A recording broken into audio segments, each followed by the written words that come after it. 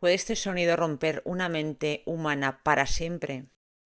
Para Víctor Navarro, sobreviviente del Helicoide, el centro de tortura más grande de América, este ruido no es metal.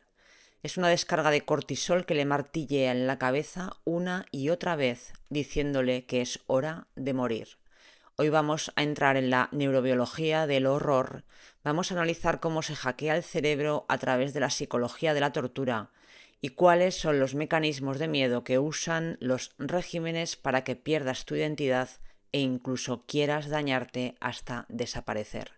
Quédate porque lo que vas a entender hoy sobre el control mental te aseguro que cambiará cómo ves el poder. El 24 de enero de 2018, el régimen de Nicolás Maduro me detuvo arbitrariamente en mi casa, alrededor de 35 oficiales. A las 4:30 de la madrugada entraron sin orden de captura, sin orden de allanamiento y me desaparecieron. Me llevaron al Helicoide, el centro de tortura más grande de América Latina. Cuando aparecen 35 personas para detener a una, tu cerebro hace un cálculo instantáneo. Imposible defenderme. Es lo que en psicología se llama abrumación sensorial. Tu sistema nervioso colapsa porque no hay escapatoria posible. No hay lucha, no hay huida, solamente congelación. El horario no es casual, las 4:30 de la madrugada es cuando estás fácilmente en fase REM del sueño. Tu cortisol está en el nivel más bajo del día, tu capacidad de respuesta cognitiva está bajo cero. Es el momento de máxima vulnerabilidad neurológica de todo tu ciclo circadiano. Pero hay algo más profundo operando aquí. Cuando violan tu casa sin orden judicial, están destruyendo lo que en psicología llamamos el hogar seguro. El cerebro humano necesita un refugio psicológico, un lugar donde el sistema nervioso pueda desactivarse. Cuando ese lugar es violado, el mensaje es: no hay lugar seguro para ti en el mundo, nunca más. Y da igual donde estés. Luego dice, me desaparecieron. La desaparición forzada no es solo física. Para el cerebro humano, desaparecer de la existencia social puede ser más devastador que la muerte física, porque no solo te eliminan del espacio físico, te borran de la red de vínculos. Nadie sabe dónde estás. Este patrón activa un miedo muy concreto y es el miedo a la aniquilación total. No solo de tu cuerpo, sino de tu existencia social, de tu identidad, de tu capacidad de ser encontrado por quienes te aman. ¿Te suena? Porque este mecanismo de aislar, desaparecer y generar indefensión no es exclusivo de regímenes totalitarios. Lo ves en dinámicas de maltrato psicológico, donde alguien te corta de tu red de apoyo, te separa de tu familia, de tus amigos, y te hace sentir indefenso y luego te dice que nadie te quiere. Ahora vamos a ver qué pasa dentro del helicoide y aquí es donde Víctor pierde algo que nunca va a recuperar. Yo dejé de ser yo, porque fui torturado en este lugar y a partir de ese momento creo que la deshumanización que se ejerció en mi contra este, hizo que yo dejase de vivir en normalidad. La dimensión del daño puede inclusive llegar a deshumanizarte tanto que tú sientas que estás perdiendo tu propia identidad, que tú no sepas quién eres, que te generen culpabilidad. Escucha bien esto. Yo dejé de ser yo. Esto es muy fuerte. No dice me dolió, no dice fue horrible, aunque lo fuera. Dice dejé de ser yo. Esto describe lo que en psicología del trauma se llama fragmentación del yo. Es cuando tu identidad, que es esa narrativa coherente que tienes sobre quién eres, se desintegra. Ya no hay un yo unificado, hay fragmentos rotos que no logran conectarse entre sí. Cuando alguien sufre tortura, el objetivo no es solo causar dolor físico.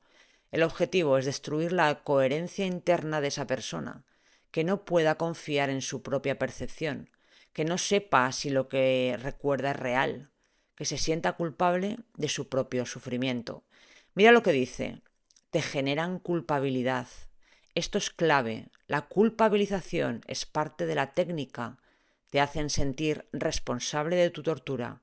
Si hubieras colaborado, esto no te pasaría. El cerebro, para sobrevivir, a veces prefiere creer que tiene control, aunque sea sintiendo culpa, antes que aceptar que está en una situación de total indefensión. Este proceso responde a un miedo que los torturadores conocen muy bien y activan intencionalmente. El miedo a perder la cordura, a no saber qué es real, a convertirte en algo que no reconoces. Lo que Víctor describe no es metáfora, es muerte psicológica. Levi lo documentó en Auschwitz. Víctor Frank lo estudió en los campos nazis. Cuando destruyes la identidad de una persona, aunque su cuerpo sobreviva, algo muere. Y aquí está lo brutal. Este tipo de desintegración no ocurre solo en contextos extremos. Cuando alguien te invalida sistemáticamente, cuando te dicen que lo que sientes no es real, cuando te culpabilizan de tu propio dolor, están usando el mismo mecanismo, a menor escala, pero el mismo mecanismo. Fíjate en lo que dice ahora porque confirma algo todavía más devastador. Lo que pasa por tu mente constantemente es lo más fuerte. La cárcel no se termina cuando sales de allí.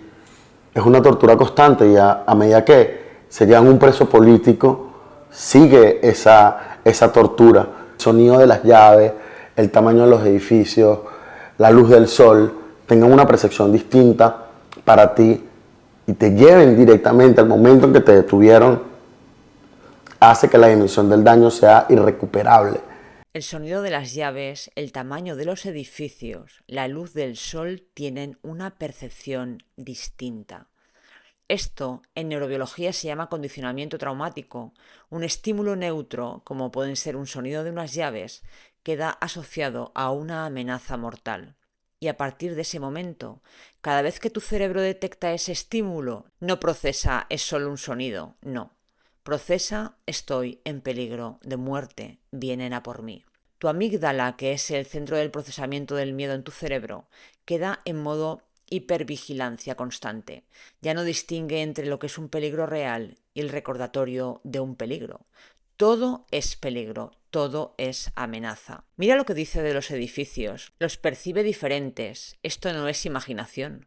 El trauma altera literalmente cómo procesas el espacio. Tu cerebro está constantemente escaneando. ¿Dónde pueden atraparme? ¿Cuántas personas hay? ¿Por dónde me va a venir el golpe? Es procesamiento de amenaza constante. Cuando dice la cárcel no se termina cuando sales, aquí está describiendo algo que se ve en veteranos de guerra, en supervivientes de abuso crónico y en cualquier persona con trastorno de estrés postraumático. La prisión mental es más efectiva que la física. El torturador ya no necesita estar presente. El torturador vive dentro de tu cabeza. El patrón que opera aquí es lo que llamamos anticipación catastrófica. Tu cerebro espera la amenaza en todo momento. Tu sistema nervioso simpático, que es el que te prepara para luchar o para huir, está siempre activado. No descansas, nunca. Estás esperando que caiga de nuevo cualquier bomba a tu alrededor. Y detrás de este estado constante de alerta hay un miedo que se instaló y que no se va a ir. El miedo a que vuelva a pasar en cualquier momento, a que nunca estés realmente a salvo, a que cualquier estímulo sea la señal de que va a empezar otra vez. Si has vivido en un entorno impredecible, donde no sabías cuándo venía el estallido, por ejemplo, una familia donde tu padre, tu madre llegaba a casa borracho y no sabías si te iba a pegar o no, tu cerebro aquí hace lo mismo. Está en alerta constante, está escaneando amenazas y todo estímulo se vuelve potencialmente peligroso. Ahora escucha lo que dice Víctor sobre quitarse la vida, porque aquí entiendes por qué el cerebro intenta buscar una salida. Yo luego de haber estado detenido, pasaba por mi cabeza el suicidio, por ejemplo. Yo antes de eso nunca había pensado en cosas tan fuertes como el suicidio. Víctor, además de valiente, es brutalmente honesto. Dice, pasaba por mi cabeza lo digo de otra manera, quitarme de en medio. Quitarme de en medio. Yo antes nunca había pensado en eso. Esto no es debilidad, es lo que se llama desesperanza aprendida. Mira, el psicólogo Seligman descubrió esto experimentando con animales. Cuando un ser vivo experimenta dolor sin posibilidad de escape repetidamente, aprende que no tiene control sobre su vida y eventualmente deja de intentar escapar incluso cuando sí hay una salida. En humanos este proceso es devastador porque no solo pierdes el control sobre lo externo, pierdes el control sobre lo interno, sobre tus pensamientos, sobre tus emociones, sobre tu capacidad de sentir que tu vida tiene sentido. Cuando alguien tiene este nivel de trauma, aparece lo que llamamos la anedonia severa, incapacidad de procesar placer o recompensa. Tu cerebro ya no puede anticipar que algo bueno va a pasar, solo anticipa amenaza, es decir, bombas mentales que pueden caer en cualquier momento. Lo que Víctor describe no es un deseo de morir, es realmente una emergencia biológica. Su cerebro ha identificado que el sistema de alerta, es decir, el miedo, está encendido al 100%, pero el interruptor para apagarlo ha sido destruido por la tortura que ha sufrido. En este punto, el cerebro busca el quitarse la vida como una solución homeostática extrema. Si no puede apagar el dolor, la única forma de salvar al organismo de este agotamiento insoportable es apagando el sistema completo. No es una decisión de voluntad, es un mecanismo de defensa final cuando la esperanza aprendida se ha roto. Entender esto es fundamental para quitarle el estigma de debilidad a las personas que lo realizan y entenderlo como una consecuencia neurobiológica del sufrimiento crónico. Este patrón surge cuando opera un miedo muy específico, el miedo a que el sufrimiento sea permanente, a que nunca vaya a terminar, a que ésta sea tu realidad para siempre. Y cuando el cerebro no ve salida posible, busca la única que encuentra, apagarse para siempre. Este mecanismo no solo ocurre tras una tortura física, ocurre cuando alguien vive en una situación de la que no puede escapar y que le genera sufrimiento constante. Violencia doméstica, maltrato psicológico, aislamiento extremo, depresión. El cerebro hace el mismo cálculo, no hay salida, aunque la hay, pero no la ves. Entonces se busca terminar con esto. Ahora mira lo que dice Víctor sobre intentar ser normal, porque aquí desmonta una mentira que nos venden constantemente. Yo inclusive no intento ser normal, yo intento simplemente poder lidiar con esta situación. Fíjate en esta frase, yo no intento ser normal, intento poder lidiar con esto. Esto desmonta completamente el mito de la resiliencia heroica. Nos venden la moto que la resiliencia es volver a ser quien eras antes, que puedes superar el trauma, que con suficiente terapia, esfuerzo, tiempo vuelves a la normalidad. Y la realidad es que hay que trabajarlo, obviamente. Víctor dice, no, yo no intento volver, intento lidiar. Esto al final es una aceptación de irreversibilidad, es reconocer que no hay vuelta atrás, que aunque lo superes no vas a volver a ser el mismo, que la persona que eras antes de la tortura no está, y ahora hay una nueva estructura de identidad construida sobre las ruinas de la anterior y es con la que tienes que aprender a vivir. Esto es reconstrucción. Es como un hueso roto, puede sanar, puede volver a ser funcional, pero nunca va a volver a ser igual, siempre queda la marca. Lo que Víctor describe es identidad postraumática. Ya no es Víctor antes de tortura, es Víctor que sobrevivió a la tortura. Y esa identidad nueva tiene que aprender a existir con el daño permanente. Cuando dice intento lidiar, está hablando de algo mucho más crudo que estoy sanando. Está diciendo aprendo a vivir con esto porque no tengo otra opción. Este proceso responde a una comprensión muy dolorosa y es comprender que hay ciertos daños que se trabajan, que se superan, pero que no se acaban de reparar al 100%, sino que se integran en tu vida y que la batalla no es volver a ser quien eras, sino construir una versión de ti que pueda funcionar con el daño incorporado. Todos tenemos heridas que no se cierran completamente y la diferencia entre quedarte atrapado o seguir adelante es si aceptas que ya no vas a volver a ser quien eras antes de esa herida, sino que ahora vas a ser alguien diferente y que eso no está mal, eso es la realidad. Y aceptar nuestras heridas forma parte del proceso de curación. Ahora vamos a ver la parte más importante políticamente, la trinidad del control totalitario. Los regímenes autocráticos se alimentan del miedo y del silencio, entonces le vamos a demostrar que no tenemos miedo, que, como decía Norman Lander, que nos han quitado tanto que hasta el miedo nos quitaron, porque además lo peor que le puede pasar a un preso político es que lo olviden. Y esto está diseñado para que te olviden, para que hagas silencio y para que tengas miedo. Escucha esto con atención porque aquí está el patrón maestro. Víctor identifica 3 elementos muy importantes: el miedo, el silencio y el olvido. Y esto no es ninguna metáfora, es control social basado en cómo funciona el cerebro humano. Primero el miedo. Cuando aparece el miedo intenso, tu amígdala secuestra tu córtex prefrontal, es decir, la parte que planifica, que organiza y que toma decisiones estratégicas. En modo miedo, eso está apagado. No puedes pensar con claridad, solo puedes reaccionar de forma instintiva. Este mecanismo aquí está diseñado para paralizar la acción colectiva. No necesitas torturar a todos. Torturas a unos pocos de forma visible y el resto de la población se paraliza por anticipación. Si hago algo, me puede pasar a mí. El segundo es el silencio. El cerebro humano es social o no es nada. Necesitamos narrar lo que nos pasa para poder procesarlo. Si no puedes hablar de tu trauma, no puedes integrarlo. Se queda enquistado, sin procesar, destruyéndote desde dentro. Y a nivel colectivo, el silencio impide la organización. Sin comunicación no hay coordinación y sin coordinación no hay resistencia efectiva. El tercer punto es el olvido. Viktor Frankl, como te he comentado, lo descubrió en los campos de concentración nazis. Los humanos necesitamos tener un sentido, un propósito, necesitamos que nuestro sufrimiento signifique algo. Lo que estos regímenes comprenden es que si logran activar estos 3 elementos de forma simultánea, no necesitan reprimir físicamente a toda la población, porque la población se autorreprime.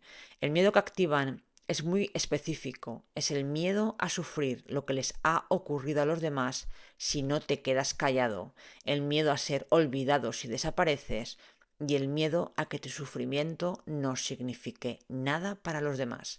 Este patrón no opera solo en dictaduras, opera en cualquier estructura donde existe abuso de poder, en familias, en parejas, en organizaciones.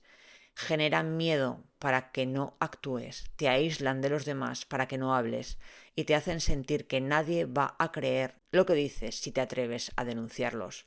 Por eso Viktor Frankl dice que su resistencia es hablar, recordar y conectar. Y esto no es solamente valentía heroica, es supervivencia psicológica, porque la única forma de contrarrestar esa trinidad es con su opuesto: perder el miedo, romper el silencio y mantener la memoria. Pero espera, porque lo que narra ahora es todavía más devastador. Hay personas que tienen alrededor de 17 años, hay presos políticos de Chávez en Venezuela. Wilber, un joven estudiante, tiene orden de excarcelación y lo siguen teniendo detenido. Javier Tarazona, defensor de derechos humanos, está grave de salud, muriéndose en el helicoide. Tiene que tomar 18 pastillas al día y no le dan una medida humanitaria. Emil Endres la torturaron tanto que estaba embarazada que tuvo que abortar y la dejaron en silla de ruedas. Escucha lo que hace aquí Víctor. Enumera casos concretos, nombres, situaciones específicas.